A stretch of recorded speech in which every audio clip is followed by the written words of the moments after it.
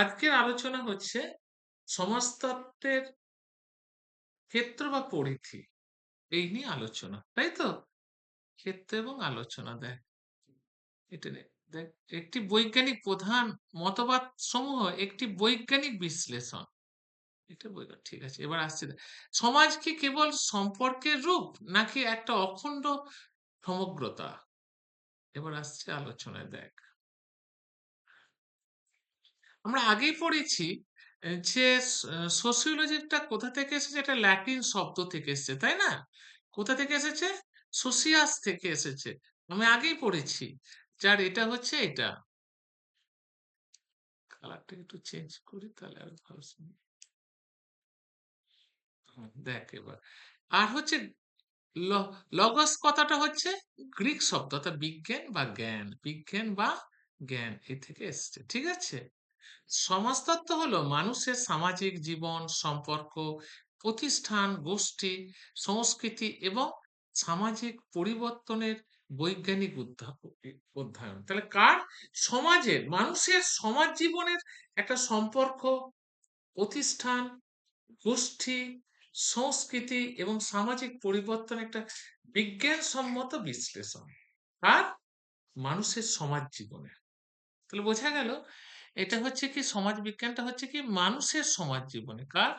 মানুষের। হুম, মানুষের সমাজ জীবন। জীবনের কি? জীবনের হচ্ছে সম্পর্ক, এর মধ্যে থাকছে কি কি থাকছে? সম্পর্ক, হ্যাঁ, তারপরে থাকছে প্রতিষ্ঠান, তারপরে থাকছে গোষ্ঠী, তারপরে থাকছে সংস্কৃতি, ঠিক আছে, এবং সামাজিক পরিবর্তন। আর কি থাকছে? সামাজিক, এখানটা লিখছি সামাজিক পরিবর্তন। এগুলোর কি হচ্ছে? এগুলোর বিজ্ঞানসম্মত আলোচনা। আশা করি বুঝতে পারা গেছে। এবার আসছি পরবর্তী ইয়েতে, দেখো পেজ, পরবর্তী পেজে দেখো যে মূল বিতর্ক যে সমাজতত্ত্বের পরিধি কতদূর বিস্তৃত, এইটাই হলো মূল কথা, তাই তো? সমাজতত্ত্বের পরিধি কতদূর বিস্তৃত। দেখো বলছে একটা হচ্ছে একটা দুটো ভাগ, এই সমাজতত্ত্বের পরিধিকে আমরা দুটো ভাগে ভাগ করি। একটা হচ্ছে বিশ্লেষণাত্মক মতবাদ। সেটা কি? সে বিশ্লেষণ মতবাদ হচ্ছে নির্দিষ্ট সীমিত ক্ষেত্র, ক্ষেত্রটাকে একটা নির্দিষ্ট, মানে একটা নির্দিষ্ট ক্ষেত্র, ধরে এরকম একটা ক্ষেত্র, এই সময় এইটুকুর মধ্যেই সীমাবদ্ধ।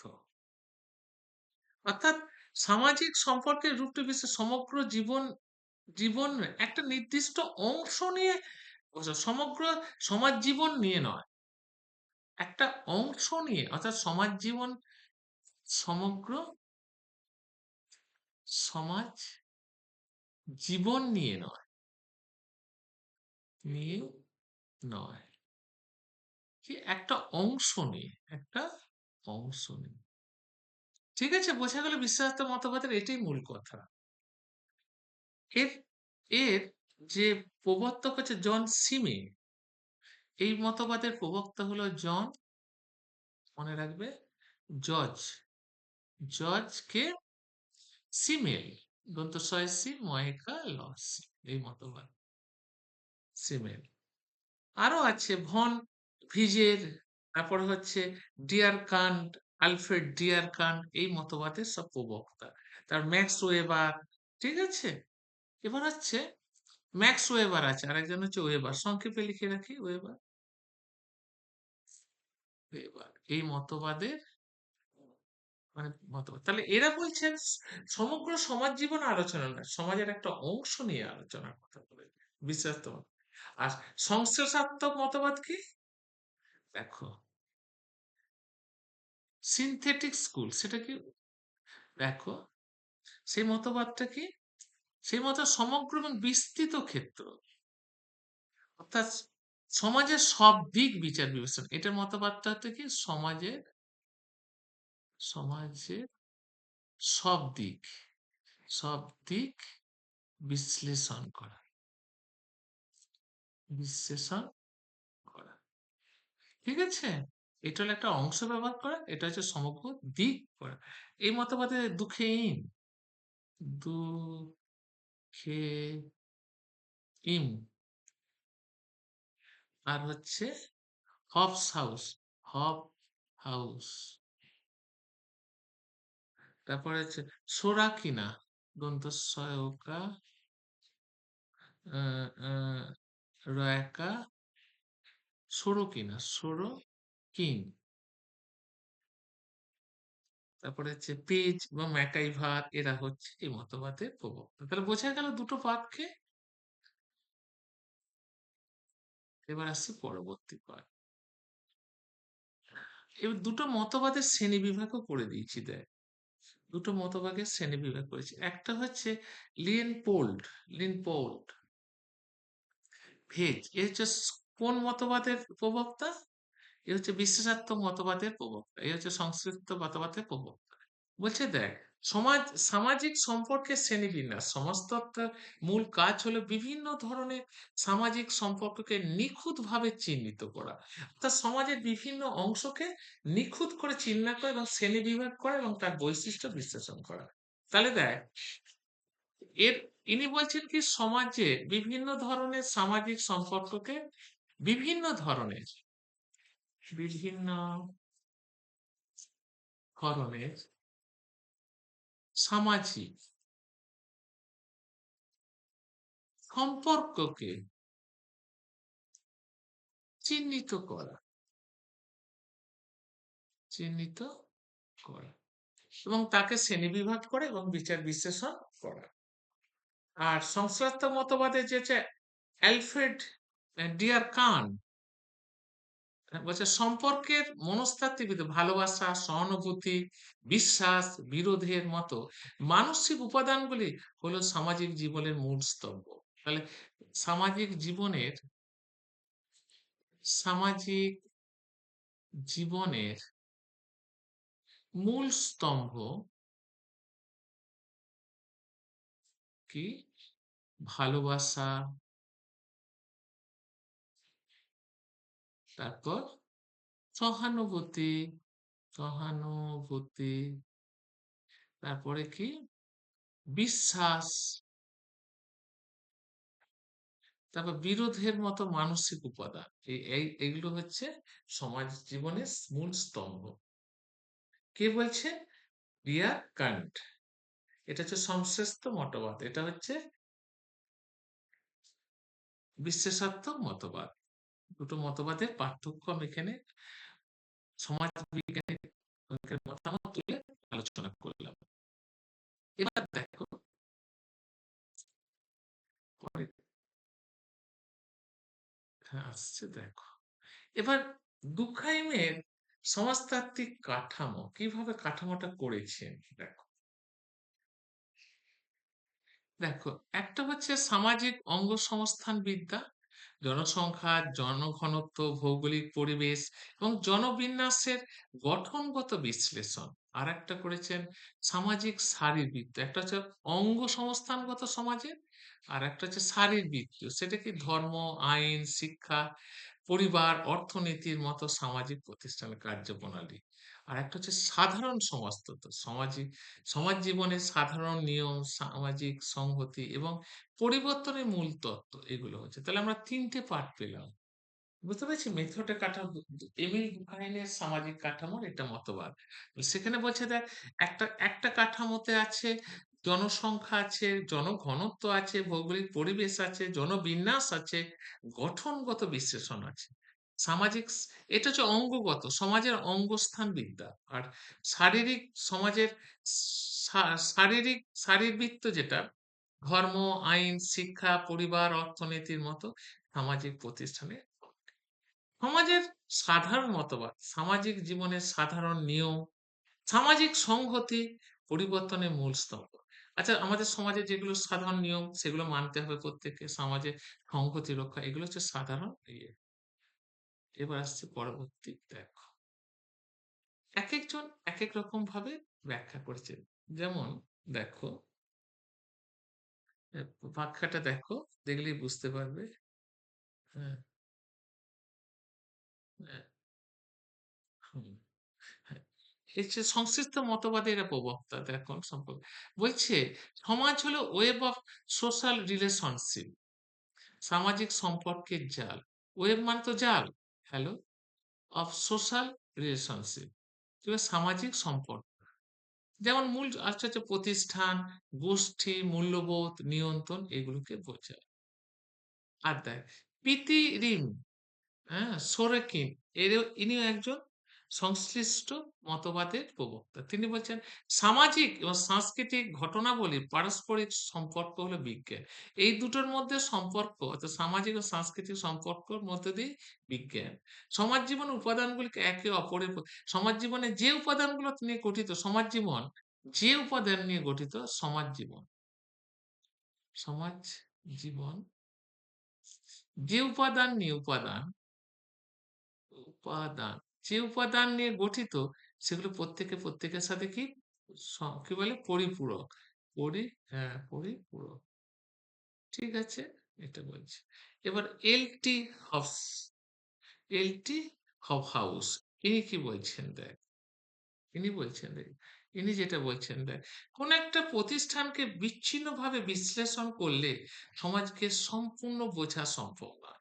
কোন একটা প্রতিষ্ঠানকে যদি বিচ্ছিন্ন করে, ধরো আমি ধর্মীয় প্রতিষ্ঠানকে যদি আমি বিচ্ছিন্ন করে দিই, আমরা সমাজের সবটা কি বুঝতে পারবো?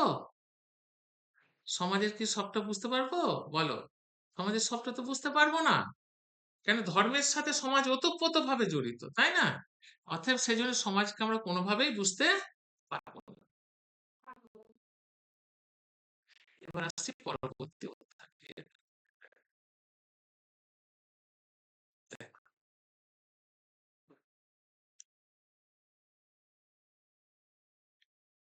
দেখো।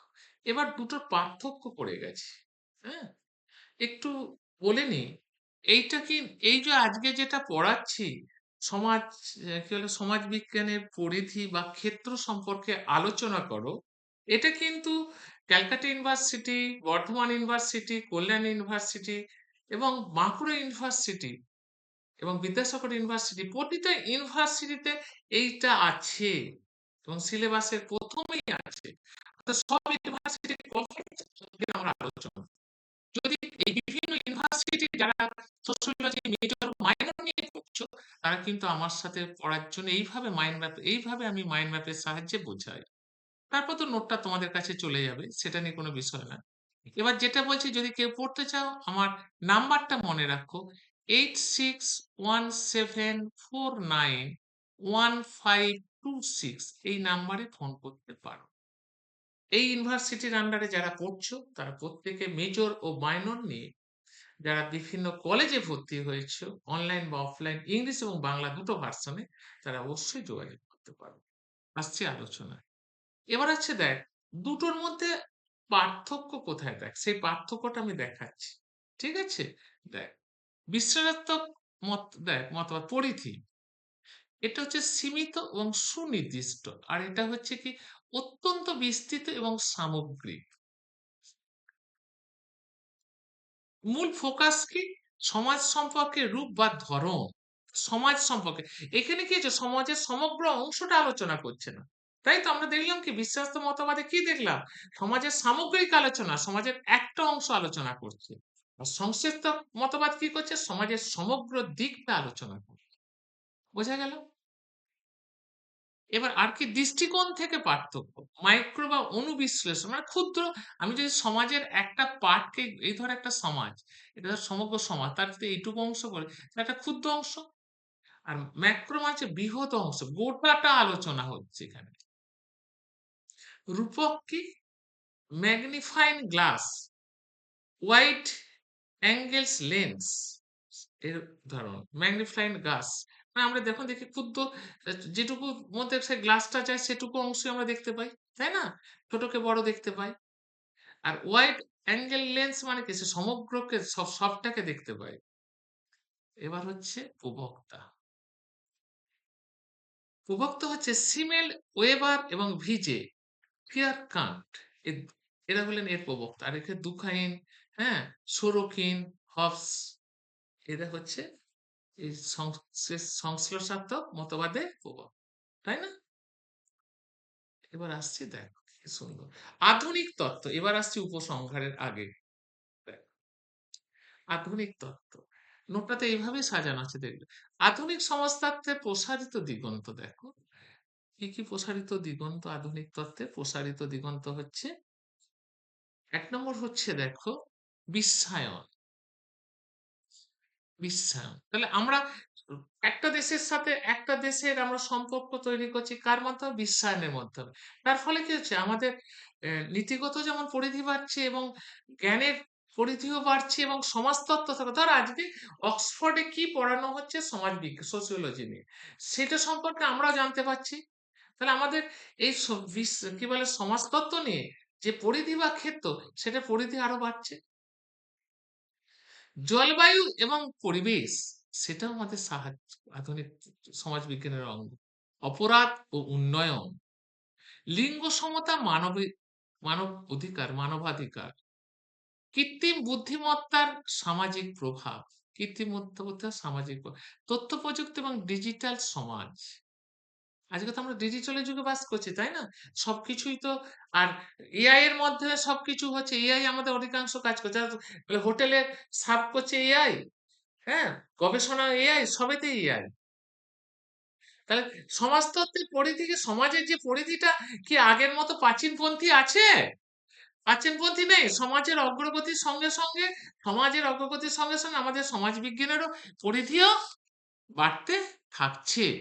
বর্তমান যুগে সমাজতত্ত্বের পরিধি প্রথাগত সীমানা ছাড়িয়ে বহু দূর প্রসারিত হয়েছে, যা মানুষের আধুনিক অস্তিত্বের স্তরকে স্পর্শ করেছে। অস্তিত্বের যে আমাদের মানুষের যে অস্তিত্বের প্রতিটা স্তর, আজকে তো পাহাড়ে ছুটে যাচ্ছি, পাহাড়ে যে কোণে যারা বাস করছে তাদের সাথে আমরা সামাজিক সম্পর্ক তৈরি করছি। হ্যাঁ, সেখানে মরুভূমি অঞ্চলে যাচ্ছে, সেখানকার সাথে আমাদের সামাজিক সম্পর্ক তৈরি হচ্ছে।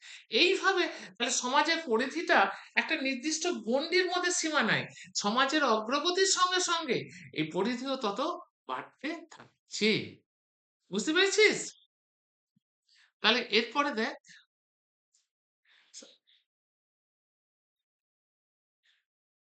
দেখ এরপরে, দেখ, হ্যাঁ, এইবার দেখ, তাহলে দেখ আমরা সামগ্রিক আলোচনা থেকে আমরা এইটা বলতে পারি, বিশেষত মতবাদ সমাজকে একটা নির্দিষ্ট রূপ দিলেও আধুনিক সমাজবিজ্ঞান মূলত সংস্থাত্মক দৃষ্টিভঙ্গি গ্রহণ করেছে।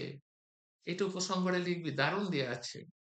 তা বিশেষত্ব মতবাদ সমাজতত্ত্বকে নির্দিষ্ট রূপ দিলেও আধুনিক সমাজবিজ্ঞান সেটাকে সংশ্লেষাত্মক দৃষ্টিভঙ্গিতে গ্রহণ করে। কারণ বিশ্বাস মতবাদ একটা নির্দিষ্ট গণ্ডির মধ্যে সীমাবদ্ধ, আর সংশ্লিষ্ট মতবাদ একটা সমগ্র অংশে বিপদ।